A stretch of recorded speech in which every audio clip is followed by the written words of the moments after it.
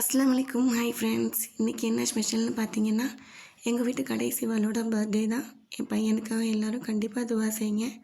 என் பசங்களோட ஃபேவரட்டான ஹைதராபாத் தம் பிரியாணி தான் இன்றைக்கி நான் செஞ்சுருந்தேன். நான் எப்போதுமே சிக்கன் பச்சையாக மேக்னேட் பண்ணி நான் செய்ய மாட்டேன். நார்மலாக பிரியாணி செய்கிற மாதிரி வதக்கிட்டு தான் நான் தம்மில் போடுவேன். ரைஸ் மட்டும் கொஞ்சம் குழஞ்சிராமல் எப்போதுமே பார்த்துக்கணும். இந்த ரைஸ் வேக வைக்கும் போது ஒரு 2 ஸ்பூன் அளவு ஆயில் சேர்த்துக்கிட்டிங்கன்னா அந்த அரிசி உதிரி உதிரியாக நல்லா ஒட்டாமல் நல்லா வரும். 60% அந்த அரிசி வெந்தால் போதும். அப்போ தான் தம்மில் போடும்போது நமக்கு குழஞ்சிராமல் டேஸ்ட்டும் அருமையாக இருக்கும். நான் சிக்கனில் தான் செஞ்சுருந்தேன், அதனால் கொஞ்சம் ஈஸியாகவே ஃபாஸ்ட்டாக வேலை முடிஞ்சிருச்சு. நீங்கள் தம்மில் போடும்போது மேலே பச்சை மிளகாய், கொத்தமல்லி, நெய் எல்லாம் போட்டு தம்மில் போட்டிங்கன்னா டேஸ்ட்டு இன்னுமே அருமையாக இருக்கும். இதே மாதிரி நீங்களும் ஒரு தடவை ட்ரை பண்ணி பாருங்கள். இன்றைக்கி பிரியாணி, சிக்கன் 65, தயிர் சட்னி இது 3 தான் நான் செஞ்சுருந்தேன்.